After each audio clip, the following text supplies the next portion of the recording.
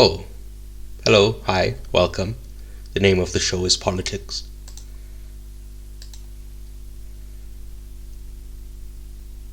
Although I call it Politrix, and the title of this episode is Killers of the Flower Moon. My name is Presh, and I mistakenly keep calling it Flowers of the Killer Moon.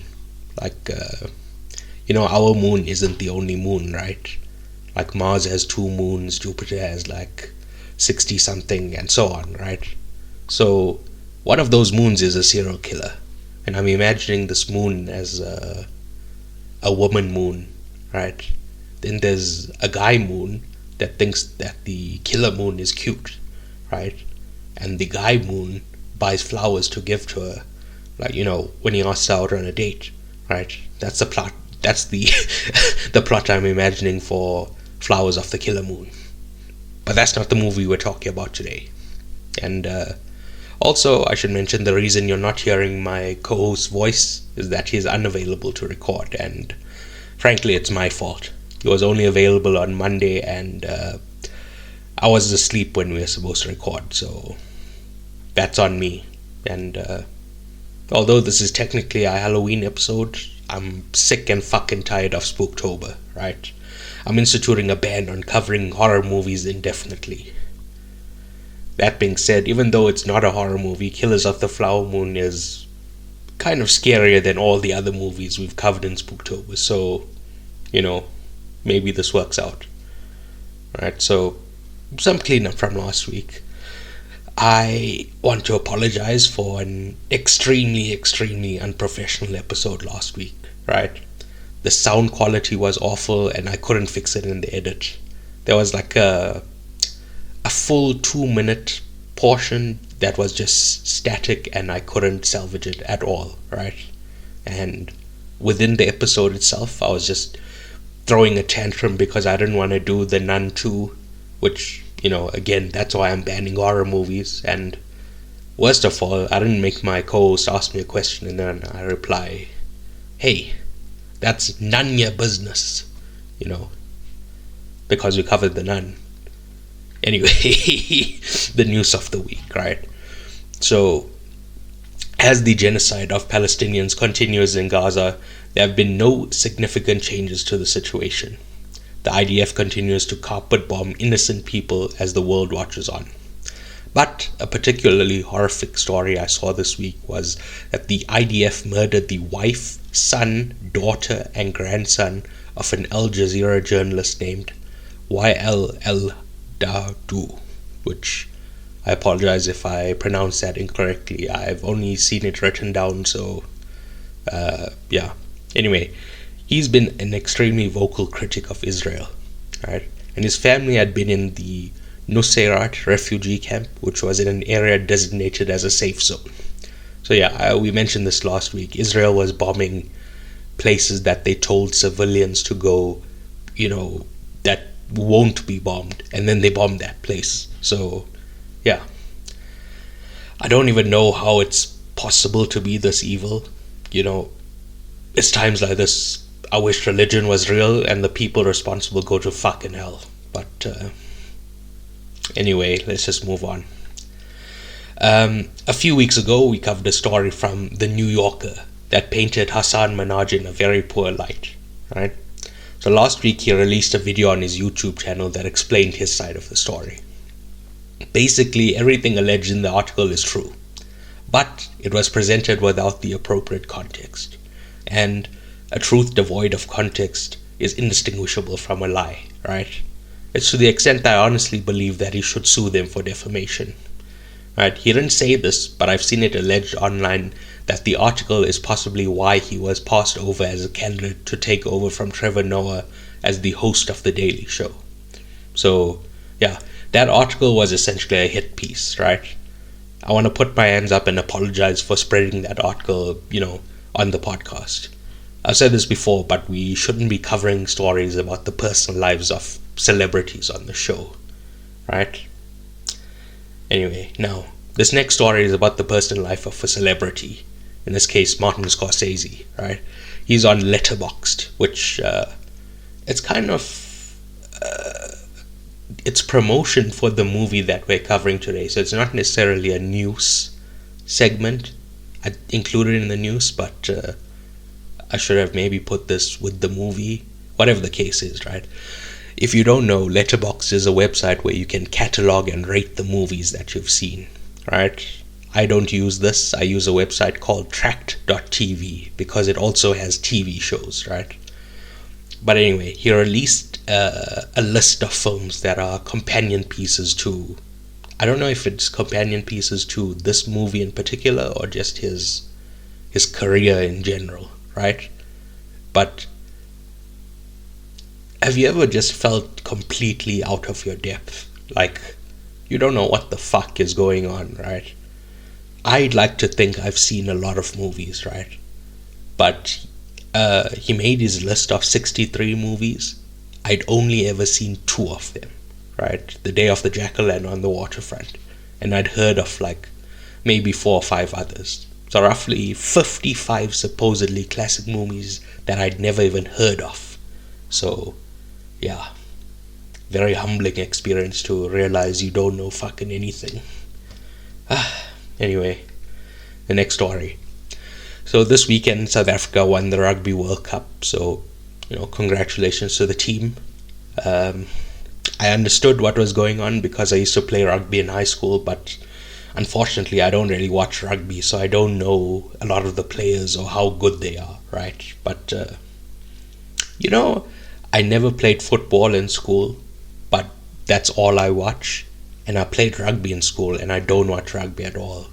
It's just I'm much more dexterous with my hands, right? So, I'm just better at catching instead of kicking the ball. But whatever, let's just congratulations to them again, and let's move on to our final story, which, I've been trying to make the final story a comedic piece, right? And so Mike Pence has suspended his campaign for president, or, American president, right? Actually, it's his campaign for the Republican nomination for president, right? And if you don't know who Mike Pence is, he was a member of the House of Representatives, he was the governor of Indiana, and he was Donald Trump's vice president, right? So, theoretically, he has the CV that, that would qualify him to become president, right? But if you recall, a few months ago when he announced that he was running, I gave Mike Pence some free advice, which was drop out, and drop out as soon as possible, right? The reason for this being, if you recall, Donald Trump claimed that the 2020 election was stolen, right? And the event where they count the votes, that's presided over by the current vice president. So Trump told Pence to overturn the results in certain states, and when he didn't do it, Trump denounced him and the MAGA crowd view him as a traitor. So, yeah, this presidential bid was dead in the water before it even began. So yeah, whichever consultants convinced him to run are fucking robbing him, right? I would do a far better job and for half the price. Mike, please email me. I'm available. Right. So, just a short news segment this week, and the fact that I don't have a co-host, it's like we can't chat about the news stories and be, if there's something that's not clear, we can go into it. If I'm just checking the time now, we're at 9 minutes, so at current rate, I'm pretty sure I'll be done with this episode in like half an hour. So, sorry for the short episode. Well, people love telling me that they want short episodes, so I guess this is what you fucking sickos want, right? Anyway, the context for the movie, right? I feel like everyone already knows who Martin Scorsese is, but if you don't know, he is one of the most critically lauded filmmakers in history, directing such classics as Taxi Driver, Raging Bull, and Goodfellas, right? He's sometimes unfairly referred to as a gangster director. In fact, when I was telling my dad that I want to watch Killers of the Flower Moon and it was directed by Scorsese, he said, "Oh, the gangster director." I was going to make this point anyway because I've seen people online say the same thing, but that was just too perfect, right? Scorsese has made 26 films, and 6 of them are about gangsters. So, Mean Streets, Goodfellas, Casino, Gangs of New York, The Departed, and The Irishman. You could argue that the plurality of his movies are gangster movies. Although I would argue that on a thematic level, I think the most common idea that keeps showing up in his work is religion, right? That's the if we had to label Scorsese as a X director, that X would be religion, right? At least in my mind, maybe maybe it's fine that people see him as a gangster director. I don't know why I'm trying to clear that up. Who cares what people see him as, right? But anyway, Scorsese has a number of frequent collaborators, and he really got the gang back together for this one, right? It's edited by Thelma Schoonmaker, who has edited every Scorsese movie since Raging Bull. There's this quote that I really love from her, where someone was interviewing her and said, "How does a little old lady like you edit such violent movies?" And she replied, "Well, they're not violent when he gives them to me." Which it's a pretty funny quote, the implication being she's the one who adds in all the violence. But anyway, it's also the 10th collaboration between Scorsese and Robert De Niro, and his 6th collaboration with DiCaprio. It's also his 11th collaboration with Robbie Robertson, who was the composer of this movie and unfortunately died before the film's release. And the film is dedicated to his memory, right? The movie is based on a non-fiction book written by David Grant. And the book is actually about the creation of the FBI, and the FBI agent played by Jesse Plemons was the main character. This is the character that Leo was originally supposed to play, but apparently Leo told Scorsese that it shouldn't be a story about the FBI coming in. It should be told from within the community, and the focus should be shifted to the quote-unquote love story between Molly and Ernest. I'll expound on this later, right? So the movie is vastly different from the book, although I've never read the book, so who the fuck knows, Maybe it's precisely the same as the book. I couldn't tell you. I've just heard that it's not the same as the book. So, if that's faulty information, it's not on me. Maybe I should have. I was just saying about Hassan Minhaj. I didn't fact check. I just passed that article on as fact, and now I'm here like, oh, I don't know the book. I've just heard that it's different. Maybe I should have fact checked that. But anyway, who cares? The movie cost $200 million to produce, and as of time of writing, it has made $50 million. And I've seen some people possibly, trolling. They've labeled this movie a flop, right? The difference between this movie and, say, The Flash, which cost $250 million and made like $50 million, so very similar numbers, is that this movie was produced for Apple streaming services, right? It was a last-minute decision to give it a theatrical release. Any revenue generated from cinemas is added icing on the cake, right? So I don't know how much they spent on marketing, but it would be roughly $100 million. If they made $50 million in the first weekend, you usually times the first weekend by 3, and that's what a movie ends up with. So if we take $50 million times it by 3, it'll be $150 million. And if marketing was $100 million, they've made $50 million profit, right? Because once again, this was meant for the streaming service, right? But Scorsese, like Nolan, is a big believer in the theatrical experience. But unfortunately, unlike Nolan, the traditional studios aren't willing to fund his projects anymore. So streaming services, in the case of this movie, Apple, and for his previous movie, The Irishman, it was Netflix, are the only ones willing to give him the money to make these movies. It's actually similar to David Fincher. He made Mank with Netflix, and the movie he has coming out this year, The Killer, is also with Netflix. So Netflix are, oh well, not just Netflix, the streaming services are funding a lot of the top tier directors that can't get budgets in the regular studios anymore. So yeah, anytime I criticize streaming services, keep that in mind as well. But yeah, in both cases, they want to add prestige to their streaming service, right? This movie obviously won't do the streaming numbers of, say, a Marvel movie, but it looks poised to be nominated for and win multiple Oscars.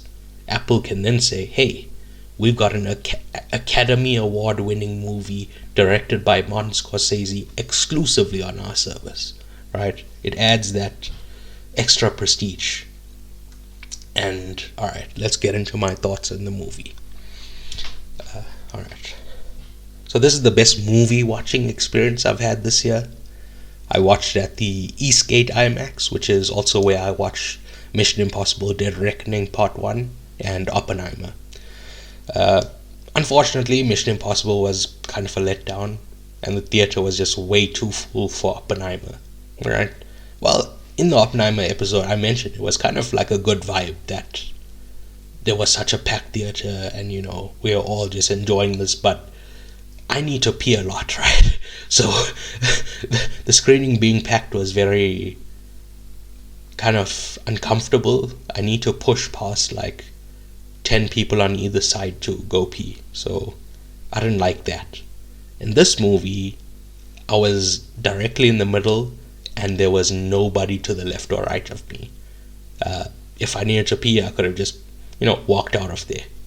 And yeah, my usual order for a movie is 1 large popcorn and 2 bottles of water, because this was an exceptionally long movie. I got 2 bags of popcorn and 4 bottles of water, which turned out to be a mistake because frankly it was too much popcorn. I felt bloated, but it was the correct amount of water. I need a lot of water because my mouth gets dry, right? Which, speaking of which,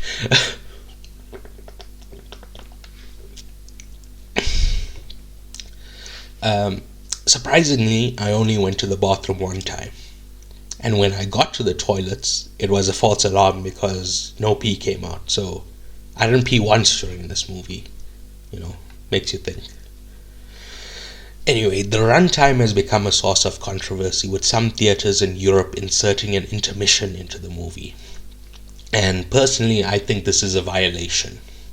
The director has crafted this movie to go at a certain pace, and an intermission ruins their creative vision, right? If you need to go pee and you miss a minute or 2, then that's life, right? That's not the filmmaker's problem. I sometimes pee 4 times during a movie. I would be one of the biggest beneficiaries of an intermission, and I'm still against it on, artistic grounds, right? As for my thoughts on the runtime, I had a big problem with the movie being 3 hours and 40 minutes. It was far too short, right? Which I felt like the movie moved incredibly quickly. It started at 3:15, and the first time I checked my watch was 6:15, so 3 hours of being totally engrossed, except obviously for the false alarm pee incident, But anyway, I've also heard people claim that this movie is indulgent, right? They say you can chop out 20 to 30 minutes and it would be a far better movie. I disagree. Firstly, I think that every bit of the runtime is necessary. The only thing So I thought about it quite a lot, about like what could we cut out that doesn't add to the story, or and the only thing that came to mind is the subplot of King's neighbor. His name is Henry, who was Molly's first husband.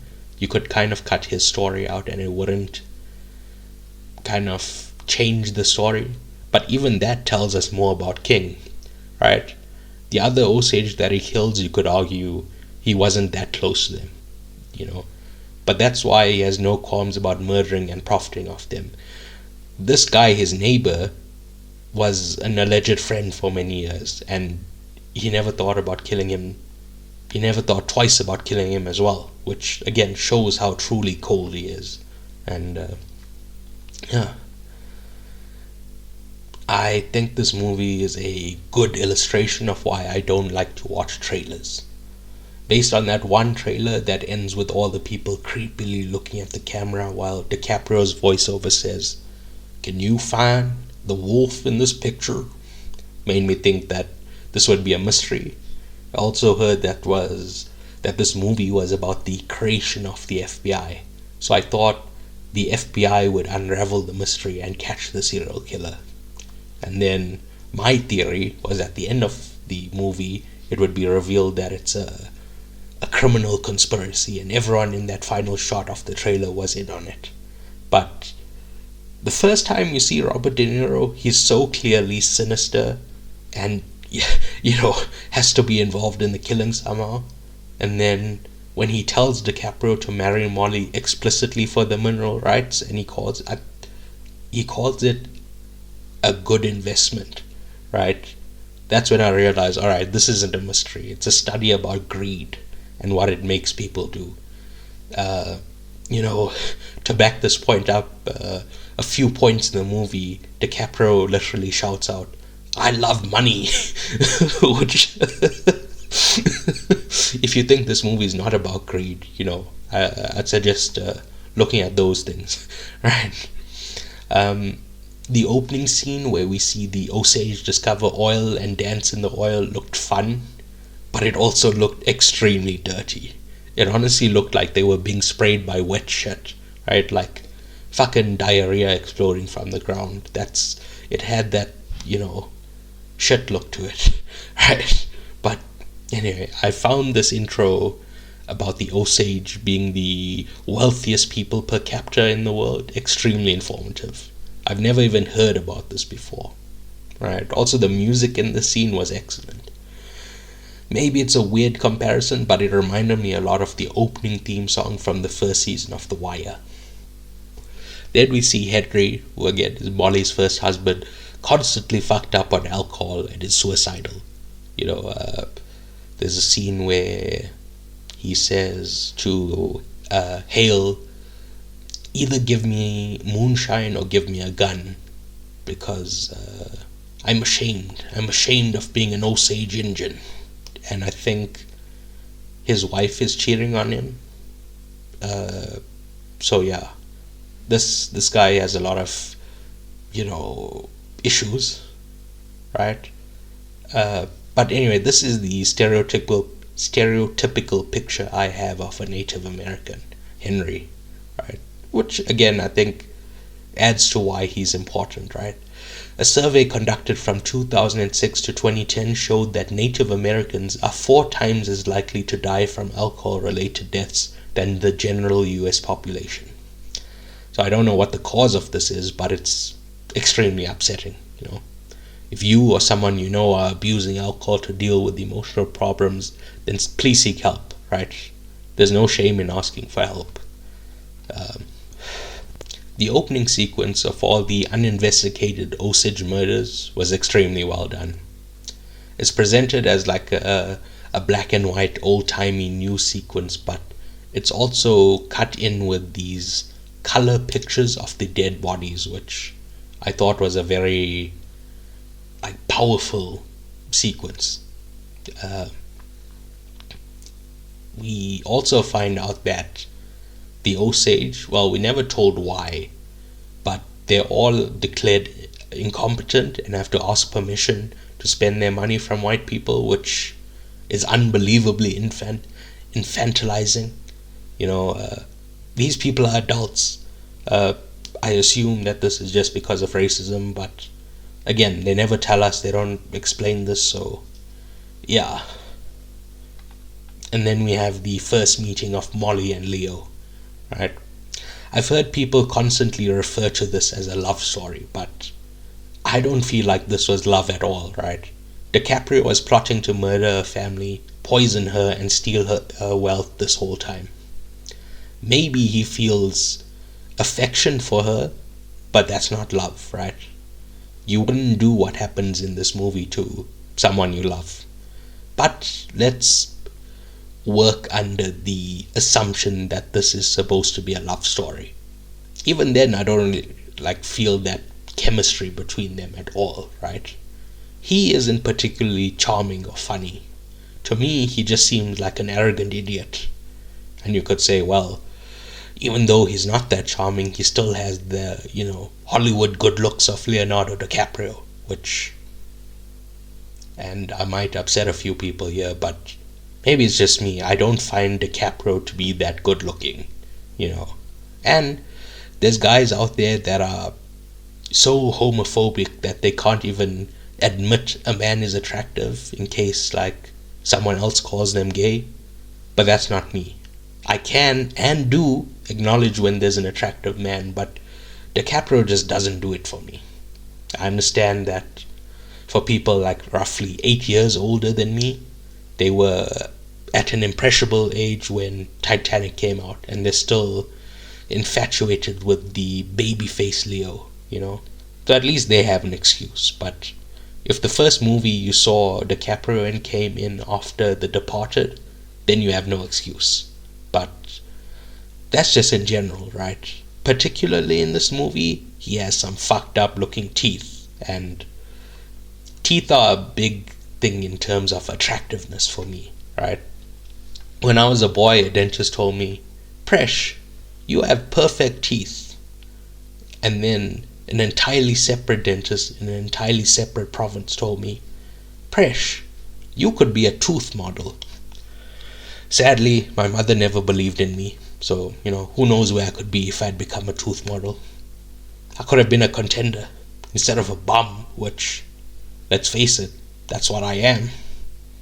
Anyway, to summarize, I find well taken care of teeth to be attractive, and sorry for body shaming DiCaprio. I was just trying to make the point that I don't buy the romance at the center of this movie, right? I did really enjoy the visualization of the things happening to Molly's mother. So first of all, she sees the owl of death. That it's actually something I came across in Adventure Time, right? The owl appears when you're nearing your death, and so it's not necessarily when you die. It's just you're nearing your death, because later we see Molly.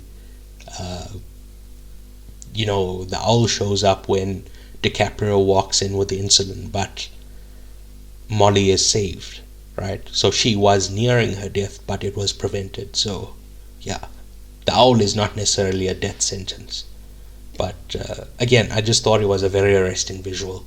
And similarly, when she does die, it's like her ancestors in traditional dress come and take her and just walk away, right? And then we cut to her real body and a family grieving next to her, which, again, I thought that was a very good visual that, it's like a fantastical thing in this very grounded, bleak movie, And there's a scene where Molly tells her sister, "You're my wealth, you know that," which I think, well, they obviously focusing on the mineral, stealing the mineral rights, the is it oil? Yeah, the oil rights, right? But personally, and I think maybe to Molly, the far bigger crime is murdering a family, because you can get more money, but you can't bring your family back. So yeah, I think her saying, "You're my wealth," that to her sister is supposed to give us this idea. Anyway, when her sister dies, that's the first time we see the creepy head turning, to the camera. We see this much later in the movie as well, but I find it very unsettling. It's to just be walking and people start staring at you is one of the most horrific things I can think of, right? The next thing is there's an Osage meeting, which I'm gonna well, they have another meeting later on, and I kind of want to combine these two things to make a point. I think that the Osage looked like a bunch of losers, and because this is the thing, they keep saying stuff like, we are warriors, and you know, if you find the guy, we'll kill them ourselves. But they never thought to like investigate themselves, to get together and try to get to the bottom of this. Molly hires a private investigator, but that's why do you need a private investigator when you have a crew of Osage people who are upset about these murders and should do something about it. Now, obviously, I understand this. This is a true thing that happened, so it has to be portrayed as what happened. But the Osage constantly talking about how they're warriors, but then they don't actually do anything. It just seems like they all talk and no action. So, yeah. Although these meetings of the Osage people was pretty great to watch, but like I said, they seem to be more talk than action. That's the idea that I got, right? Two things that I can't precisely explain that I just wanted to maybe throw out there, and the listener can maybe give me some clarity for this, but I don't understand why it's important that Hale is a Mason. Because he goes and when he's paddling DiCaprio's ass, right, there's a lot of Masonic imagery. I think the Hale specifically says, hey, I'm a something degree Mason, and I don't see how that affects the plot. If you have an idea, please send a message, email. The other thing that I can't exactly explain, there's a very cool one-take shot where we see the KKK doing a parade, and kind of one of the themes of this movie is white supremacy. So the fact that the KKK can walk around in broad daylight, and they're not seen as like massive pieces of shit, goes to, it adds to that idea of white supremacy in this era, but it doesn't really add. There's other things that show white supremacy. Speaking of which, De Niro, Hale, is at the movies, and he's watching a news segment about the Tulsa race riots. And I've seen people not in the same way I'm kind of perplexed by the Mason Lodge. I've seen people perplexed about the Tulsa race riots and why it was included in this movie. So once again, thematically, it shows the white supremacy is widespread. It's not just this little town where the natives were being murdered by white people. It's like a countrywide thing, right? But not just thematically, within the story, that seeing that footage is what gives Hale the idea to blow up the house later in the movie, right? In fact, when the house blows up, some lady shouts, "It's just like Tulsa!" In case you couldn't put it together. Right? And yeah, when the house is blown up, there's some very fucked up visuals. They lift somebody up, and their brain falls out the back of their head, and then you see the overhead shot, and the house is literally flattened. Everything is fucked. And even, I don't know what his name is, but that other white guy was like, "You're pronouncing yourself too much, Bill," which It's more like you've just gone too far. Which, yeah, it's way over the top. Like if they murdered members of the family, like one every year or one every 2 years, in 10 years they would have all the money. But they were just so brazen with the murders that of course they were going to get caught, right? But yeah.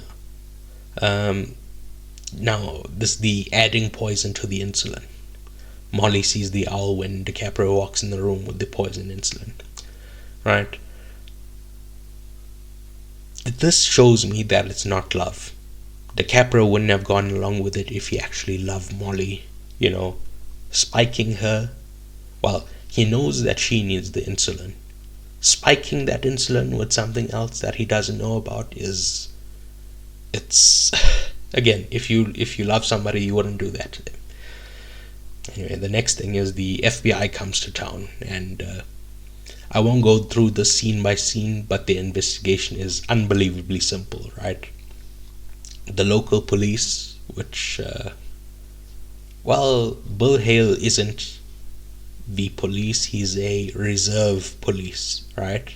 But the local police and the state of Oklahoma just don't care about the killing of the Osage, right? When someone is actually motivated to solve it and has the manpower and basic competence, of course Hale and DiCaprio got caught. But even then, the FBI don't care about the Osage. They don't really communicate this well in the movie, but this is the FBI's first big investigation.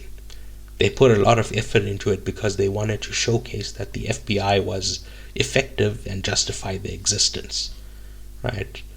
I think they go and see DiCaprio and he's just like, I've never heard of the FBI. That doesn't tell you it's their first case, because DiCaprio was away for the war, and also he's kind of an idiot. I don't think he would be following current events. So yeah. Anyway, then the courtroom scene where we see John Lithgow, which I just assumed he was dead. There's two guys I'm constantly shocked when I realize that they're not dead. Lithgow is one because he looked really old on Third Rock from the Sun, and I just assumed that he was like in his 70s. So in modern day he'd be like in his late 90s. Possibly another reason I thought he was dead was because he died in Planet of the Apes, and I confused that with real life, right? The other guy is Christopher Lloyd. He looked like he was in his early 70s or late 60s in Back to the Future. So he's another guy who would be nearing 100. But anyway, the point being, it's good to know that Lithgow is still alive and is getting work, right? The other lawyer was played by Brendan Fraser, and I was told that he has this garish, over-the-top introduction in this movie, and I was expecting something upsetting, but I absolutely loved his appearance in this movie, right? Similarly, in the next scene, which was the last scene of the trailer where everyone creepily looks at the camera one by one, he shouts, "Your uncle is trying to save you, you dumb boy!" Which I'm definitely gonna use "you dumb boy" a lot, especially for my brother. But yeah, the scene also confirms that most of the town knew precisely what was going on, even though they weren't directly involved with the crime. So my theory of everyone being involved was wrong, but the idea that everyone knew about it was correct.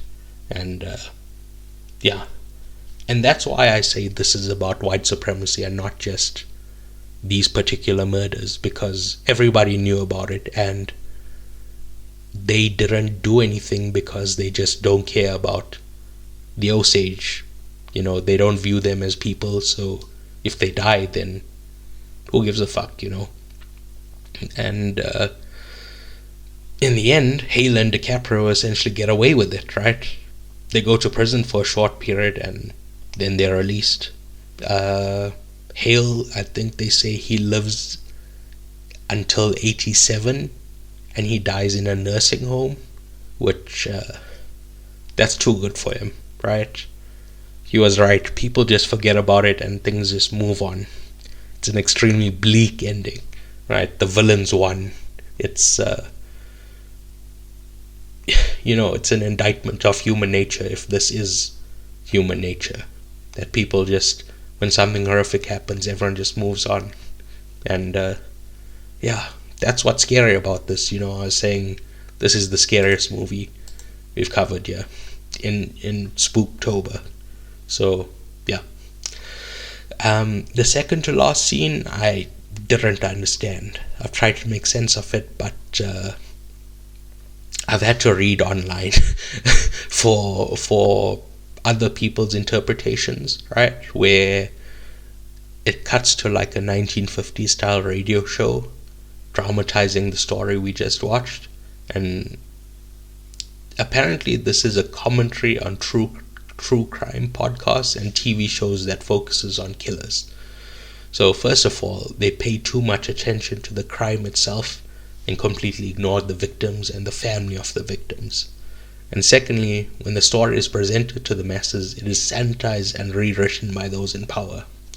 Scorsese is saying that this movie is the opposite of this because it pays attention to Molly and doesn't sanitize any of the violence at all. And he's the one that's delivering it, that how Molly's life turned out, because he's the director. And he's made a few cameos in a lot of his movies. This week's commentary is on Taxi Driver, and he makes a very, let's say, memorable cameo in Taxi Driver, as I believe this one will also be a very memorable cameo. It's it's him saying this movie is doing things the right way as opposed to those true crime podcasts and TV shows, right? Then the final scene of the movie is a celebration of the Osage, which is a nice capper to a deeply bleak movie. You need that little thing to make you smile at the end instead of being so upset when you go home, right? A couple of lines I loved was when the doctors come to give Molly the insulin, DiCaprio shouts, "Fuck a duck!" Then when Jesse Plemons comes to question Molly, he says, "I came to see about the murders." And DiCaprio says, "What about the murders?" And Plemons says, "Who's doing them?" Another scene that gave me a big laugh. One of the hired hands that Hale made use of said, "So my dead wife has 2 kids and they have my name. If I adopted them proper and these kids were to die, would I inherit their estates?" And the lawyer responds, "You do realize that this indicates to me that you're planning on adopting and killing these children." And he replies, "No, not if it's illegal and I won't get the money. Then I won't do it." I think that was my biggest laugh in the movie, right? Then another one of the hired hands says he won't testify if Bill Hill gets him out of jail. And an FBI agent says, "How did that go for you?" And he says, "Shoot, I'm still sitting here, ain't I?" It didn't work out too well. Which another big chuckle, right? I also wanted to mention that the acting in this movie is great. Leo is good, but he's kind of a little below his usual level.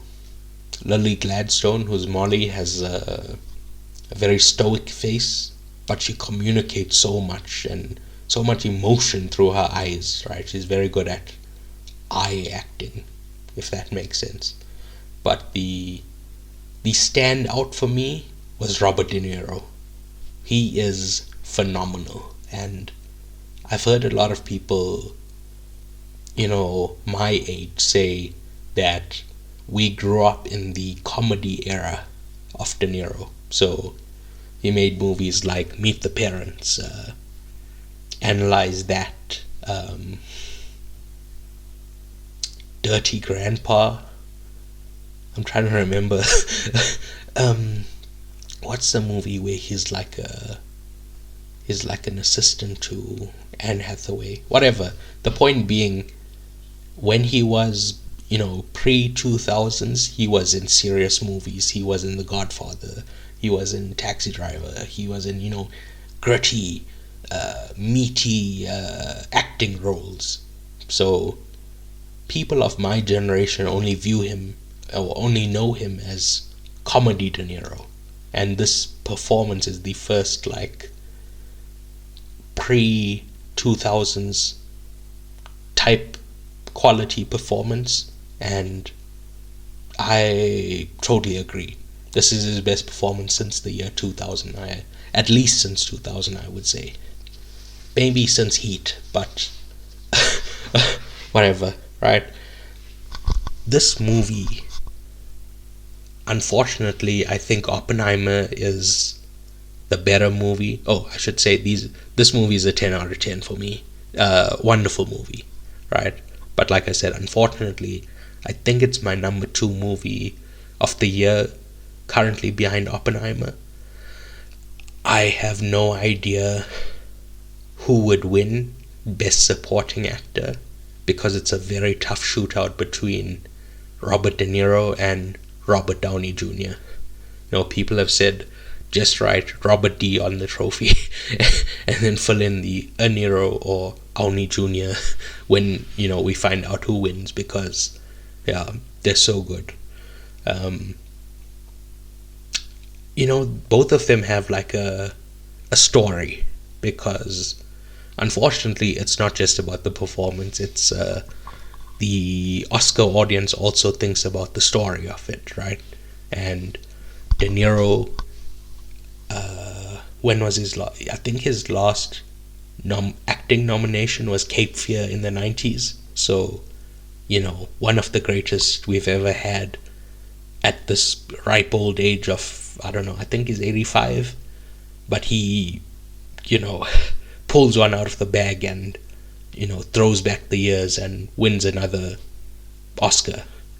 Alternatively, Downey Jr. has been trapped by the Marvel machine for so many years, and this was his first, role to break free from them, and he's working with an actually great director. And, instead of starring in kiddies movies, the first adult movie he starred in, he wins an Oscar. It would be, both of them are very compelling stories, but at current moment I see De Niro winning it, because he's so clearly the standout of this movie. And from Oppenheimer, I saw people say, actually I think it's Matt Damon who deserves a Best Supporting nomination. Oh, actually I think it's David Krumholtz who deserves a Best Supporting Actor. So yeah, I hope Downey wins, but I think De Niro will win. And that's where I'm at. The music. I think the music in this movie is some of the best. I think this will probably win Best Music at the Oscars. That's where I'm at on this movie. So I think we can move on to recommendations now. So following carry on with the Blank Check series on David Fincher, I watched The Curious Case of Benjamin Button last week, which I bumped up to a 9. I formerly had it as an 8, and I don't know why I didn't give it the credit it deserves. It's it's only 1 point, but I didn't get how powerful and profound this movie actually is. There's, a handful of things that are a bit weird. It takes place during Hurricane Katrina, and the end of the movie is about, the flood, and the flood takes away this clock, and that's all kind of dumb bullshit, but the core story, I think, is outstanding, and yeah, loved it. I loved it a lot more than... I've only watched it one time before this, so yeah, loved it a lot. Then we have Falling Down, which I gave an 8. It's, last week I said I've been watching a bunch of Michael Douglas movies, and this is a Michael Douglas movie, but it's a far different role than, all the ones I mentioned, like Disclosure, Basic Instinct, Fatal Attraction.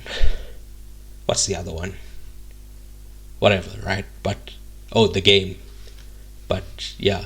Falling Down is about, like, white victimization, where they feel like immigrants are ruining the country in this case being America. And I think this guy doesn't realize what a villain he is. In his mind, he's like, he's the hero. How could he be doing something wrong? But yeah, I think it's a good movie. Directed by Joel Schumacher, I think. He made the Batman movies, so yeah, I liked it a lot. Although the subject matter is very upsetting, so if you're easily upset, I wouldn't watch this. Then Bill Burr released a comedy movie that he directed called Old Dads, which I gave a 6. It's very episodic. I felt like this was supposed to be a mini series, or not even a mini series, like just a series, and they kind of like chopped portions of it and made one movie instead of 8 episodes. And I just got a very episodic feel from it. There wasn't really a lot of jokes. It's kind of like, it's supposed to be this kind of takedown of Hollywood culture, but I don't believe that people like this exist. It's too much of a caricature. Like, I don't believe there's people who behave in the manner that they're being ridiculed for in this movie, right? But anyway, it's fine. If you enjoy Bill Burr, you may enjoy it. Then I watched Brief Encounter, which, during the course of this podcast, I've watched 2 movies, In the Mood for Love and Lost in Translation, which are mood pieces. It's not necessarily about the plot. It's about 2 people connecting, and it's about the characters. It's about the interactions between them. And Brief Encounter is like a proto Lost in Translation or In the Mood for Love, where 2 married people, they meet each other at like the train, what is it, like a cafe in the train station where they get coffee and stuff, and they there's like a love story that goes on. And directed by David Lean, who made Lawrence of Arabia and The Bridge of the River Kwai. He's known for like epic storytelling, and this is just such a low-key, like, it's not a flashy movie. It's just tight dialogue with very well shot things. It's not what I would expect from a David Lean movie, but I was very pleasantly surprised. I gave it a 10. Then the next movie in the David Fincher miniseries, The Social Network, which I think I've bad-mouthed The Social Network quite a bit on this podcast, right? when I watched Steve Jobs, I said I like Steve Jobs a lot more than The Social Network because I believed Danny Boyle's directing style complemented Aaron Sorkin's script a lot more than Fincher's. Um, what else did I say? Yeah, I've just said a lot of like negative things about it. Uh, One of my friends, he has The Social Network as the best movie of the 2010s, and I don't have it that high, but I do have it as a 10, right? It's kind of like an undeniable movie, you know. I watched this movie trying to be like, all right, I kind of have an agenda against this movie, and I watched it and it's like, oh, this is a perfect fucking movie. Well, it's kind of dated in some parts. Obviously, it was made 13 years ago, but, well, it came out 13 years ago, so it's probably made 14 years ago. But yeah, too much has changed that it couldn't predict. But if I look at it in the context of 2010, perfect movie. Maybe potentially the best of the decade, but not on my list. Um, anyway, moving on, we have The Room, which, if you're unaware, it's like a meme movie. It's like it's self-funded by this guy who potentially has gangster ties, and it's a very, very bad movie. It's called one of the worst movies ever made, and yeah, people are mostly right. The people who do watch this watch it, like I said, as a meme, as a joke. They take the overacting and low production values as a, you know, a thing to laugh at instead of docking it points, you know. So I understand that it has a cult following and there's a lot of people who love this movie, and I also enjoyed it. But if we're evaluating it as a movie, it's a 4 out of 10. But the enjoyment is like a 6 or a 7, you know. I have a lot of fun with it. Then the next movie is The Disaster Artist, which is a fictionalized, actually it's not fictional, it's based on a non-fiction book about the making of the movie The Room, right, where James Franco plays Tommy Wiseau, who's the possibly gangster connected guy that financed the film. And The Disaster Artist is way more, it's a 9 out of 10. It's far more well crafted, but there's too many like in jokes and like references to The Room. So I watched both these movies before in like 2017 when The Disaster Artist came out, but I watched The Disaster Artist first and then The Room. In this week I watched The Room first and then The Disaster Artist. If you haven't seen The Room, The Disaster Artist makes no sense at all. So yeah, it's a 9 out of 10, but if it came with a little bit more context, it would probably be a 10 out of 10. And finally, I watched Five Nights at Freddy's, and another extremely poor movie.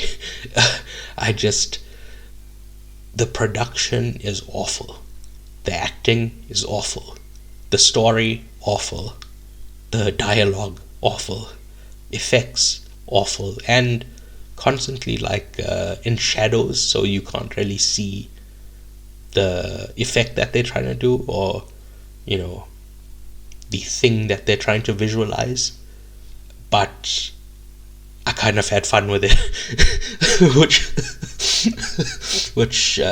you know, you can use that to tell me I have bad taste in movies, but we all had a bit of fun with it, didn't we? Anyway, I gave it a 5. So thank you for listening. Please remember to rate, review, subscribe, give a like, etc. Importantly, it needs to be a 5-star review. If you give me like a 3-star review, I will invite myself to your house and then eat all your food. You'll just come to your fridge and be like, "Oh, where's all the stuff I bought?" And you'll see me with like a comically large stomach walking out the the front door. So yeah, you wouldn't want that to happen to you, would you? Anyway, please subscribe on Patreon to listen to our movie commentaries. You can find all our links at paicip.com. That's PAICIP.com. Please tell a friend, tell that friend to tell a friend, and tell a family member. And yeah. Au revoir.